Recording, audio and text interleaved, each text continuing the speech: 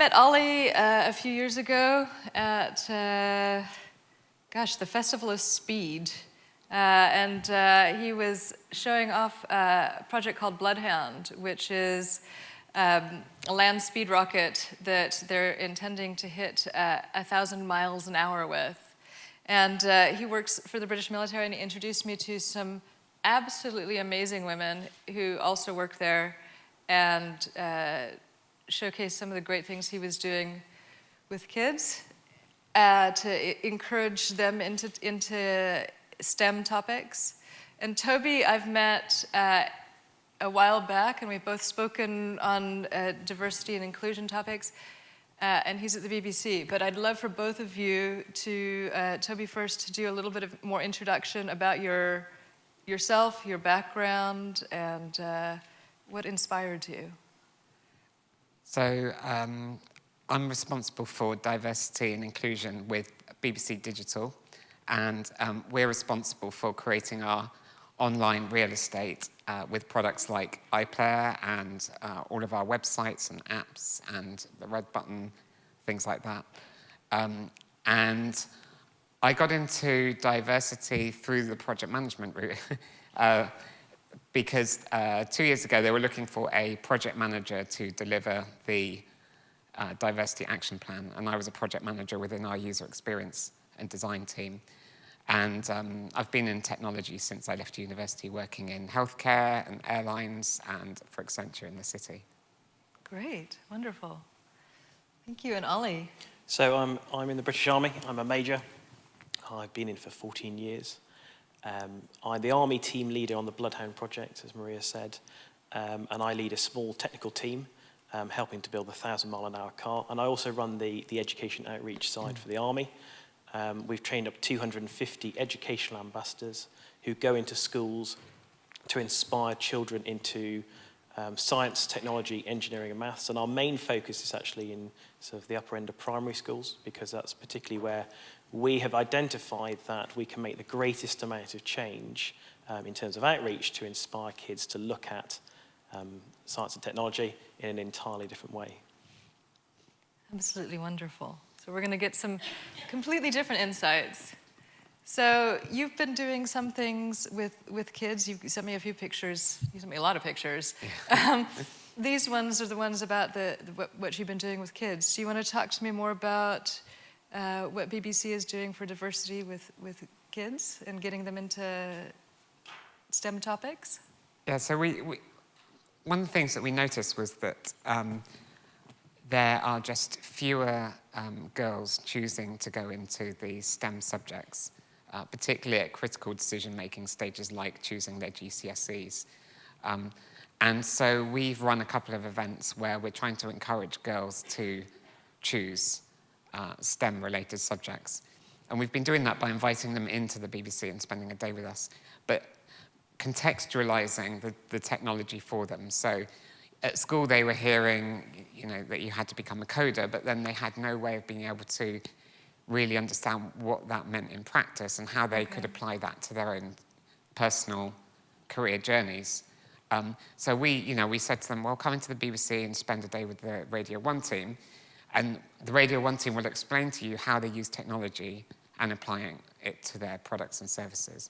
And suddenly the penny dropped. They understood, now I understand that, writing a line of code here translates to me being able to swipe this app over there. Okay, yes, because you've got a couple of different pictures here of kids with pieces of paper trying to figure things out. Yeah. Is that part of this day that they're planning things, or? Yeah, that was ironically in technology we actually use a lot of post-it notes. So part of it was working with our user experience and design team, who explained a lot of the process about how they go around creativity, and that is creating very basic prototypes, paper-based prototypes, before we ever create anything digitally. Great. So you're giving them the real story. Excellent.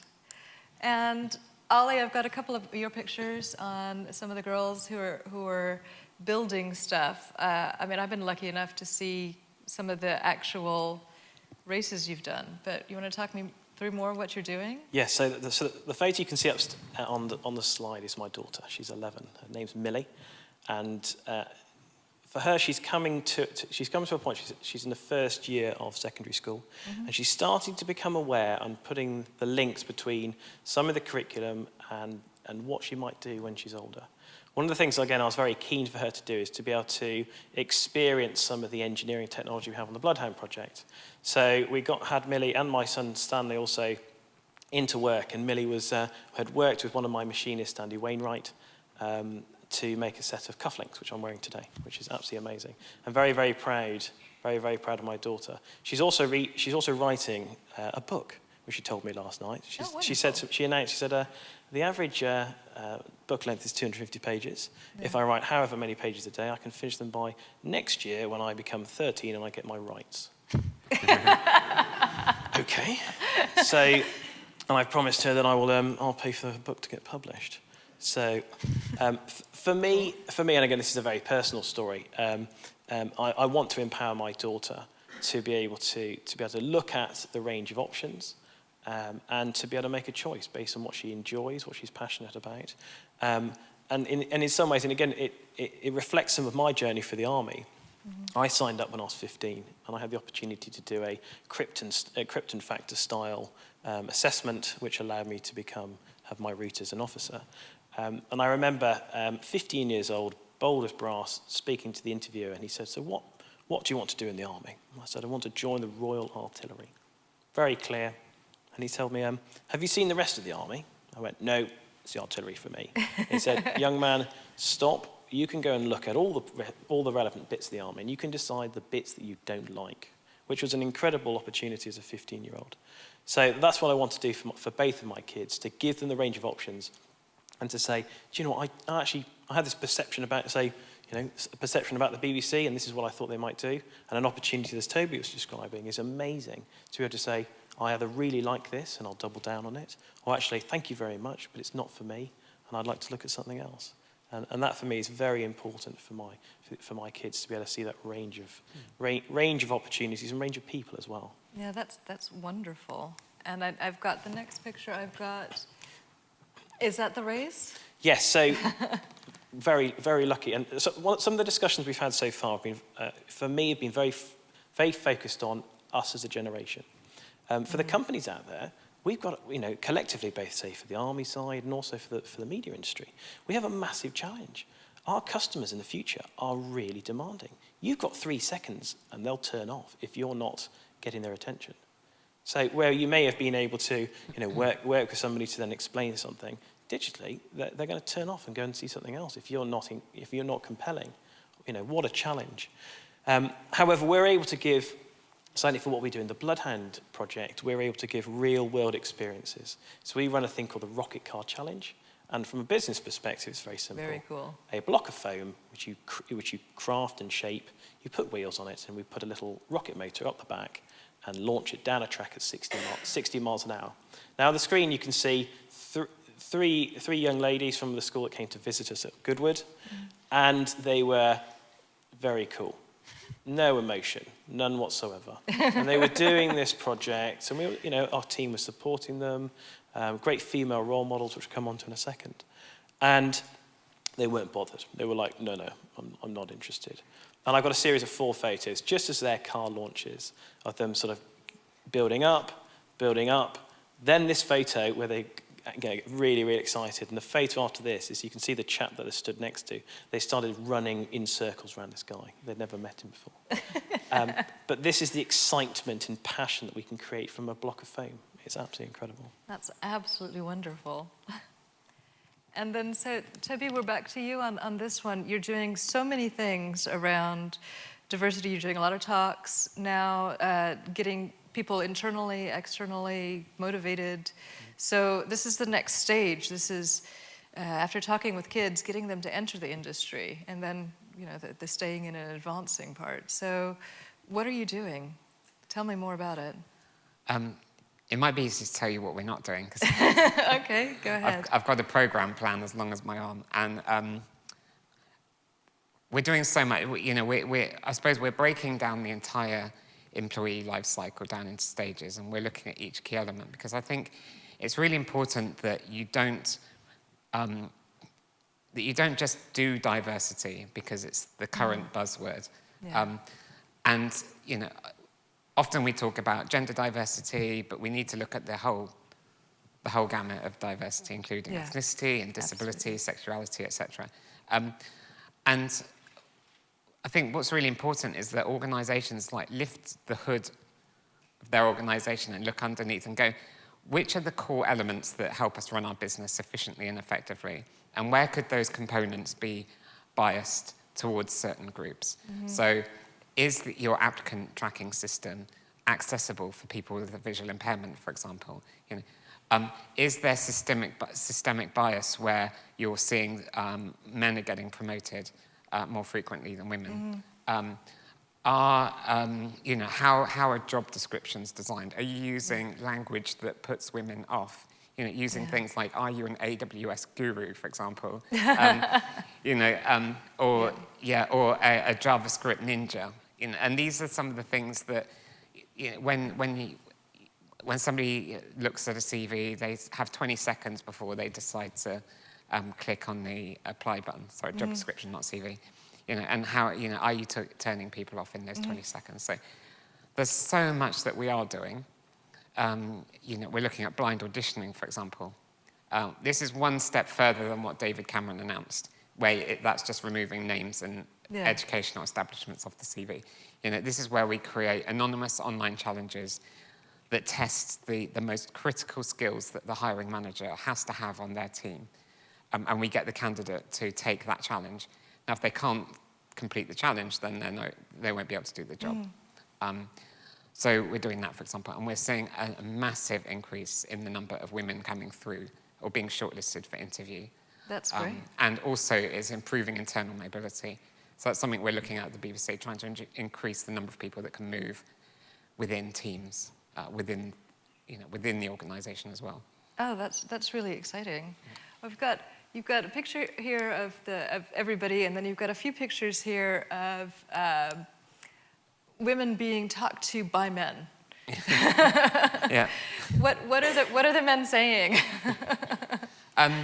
If it's at one of our recruitment events, it'll be like, please come and work for us. That's what they're saying. Good I think it's really important that men are included in this equation, because if we look at the majority of organisations, or a lot of organisations are dominated at the very senior leadership levels by men. And if we're serious about getting more women into tech firms, it's the men at those leadership and decision-making levels that have to be part of the conversation. Absolutely. Absolutely. That's why the men are here too. We're all part of this. Okay, Ali, I've had the chance to meet this wonderful woman, and she's doing things with kids as well. But do you want to take me through a little bit about what she's doing with the kids and also her own journey? Yeah, so this is amazing. So Liz Brown is a craftsman in my branch of the Army, which is the Royal Electrical and Mechanical Engineers, and she's a reservist. She's a mum. She's married to another reservist. She started her sort of educational journey being told that she couldn't do engineering. She really wanted to, and ended up going into history. And an amazing subject, but it really wasn't what she wanted to do in her heart. And she got the opportunity to fit her family life around being a reservist. The Army's invested in training in her, and she's come to join us on the educational side of the Bloodhound project. The photo that you can see is another story, another great story wrapped around our rocket car challenge. The three girls you can see in the photo turned up to the activity with toolboxes because they were there. They wanted to win. The level of competition. And because the teams compete against each other, it motivates them to really engage with STEM activities. And these three girls, the rocket shot up the track 60 miles an hour, and the girls raced up after it. And Liz was up the other end. And the three girls said, Miss, so how fast did it go? And Liz, being very canny, very switched on, said, well, I'm not going to tell you. And the girls went, you what? She said, well, work it out.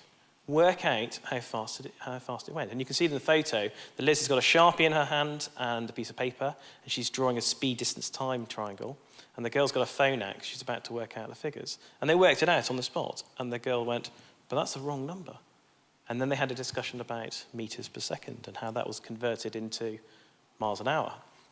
And as the three girls walked off, the lady with the ginger hair, who's their technology teacher, I overheard them saying, "Miss, I actually understand what you're on about." So in the space of an hour, we had taught them aerodynamics, we taught them maths, forces. We'd also taught them failure. Younger brothers there in the foreground with the car that had broken up. And they had a discussion about why this car had broken up. And we were also able to teach them about failure. And that failure, certainly for engineers, and we know as a cohort, know that there's no such thing as a wasted experiment. And that in a society where we as parents may put pressure on our children not to fail, we're able to create an environment where they can be truly creative and really take those risks. And that's where we really get engagement for boys and girls, and to get them into STEM. And Liz is, Liz is leading in this field. Her daughter, as you had a chat with her daughter wants to be an astronaut. Absolutely amazing. Really, really inspiring woman. That's wonderful. And then we've got this photo. This is... That's the foam car, by the way. So Pip Lines, a real star within my branch of the Army. Just before I go on to her, we're very lucky. The Army's got about 82,000 regular service personnel, and around up to 30,000 reservists. In my branch, we have about 10,000 engineers which focus on mechanical and electrical engineers, and there are 7 of the premier CEO jobs within our organisation. And they're CEOs of organisations with around 400 to 500 people in them. So really serious, and they're all ready to go and deploy. Of those 7 jobs last year, 4 of them were held by women. There were 4 female department heads, and actually the representation for women across the room has been absolutely fantastic. And it really, certainly for us, it's about teamwork. And certainly I'm seeing this in the younger soldiers, the millennials, who are looking at people in the eyes and saying, can you do your job? And they're blind to gender, to sexual orientation. That really is not a topic anymore. They literally look at each other and say, can you do your job? That's great. And a great example of doing the job is Pip Lines. She won the Churchill Medal in Afghanistan, leading as a CTO on operations, and she was recognised for that. And then she went on to lead her unit as effectively a smaller department as a CEO. Absolutely incredible. And just after the photo was taken, she was promoted to major. So absolutely fantastic, and I know she's absolutely flying. That's wonderful. Absolutely wonderful. And of course, you're doing things as well. There's a photograph here of the One Show, of mothers with kids. And so you're looking at sort of how do we get people to stay in advance too. So would you like to talk a little bit more about that? I think what this picture shows is that there are, when we talk about diversity, we think about the big groups like gender, disability, ethnicity, sexuality, etc. But actually, there's diversity within diversity. And this was an event that we put on with working mums in tech. And it was, they came and spent a day with us. They brought kids along as well. And we explained to them the different type of tech careers that we have at the BBC. And what I was left with was this impression that you have to sort of think, well, if you're running an organisation, think about diversity within diversity, and think about, at the nub of it, how can we as an organisation be as flexible as possible, be as agile as possible, in order to attract and retain talent? Because it's all about talent. I suppose, the reason why I wake up in the morning and do my job is because I want to open the doors of opportunity. And if there are doors locked to some people, then I want to find out why the door is locked and then find the key to unlock it so they can come and work for us. Wonderful. Okay, it's all about unlocking doors. I'm loving this. We're just about out of time on this panel, so what I'm going to do is invite up our other 2 guests for the next panel.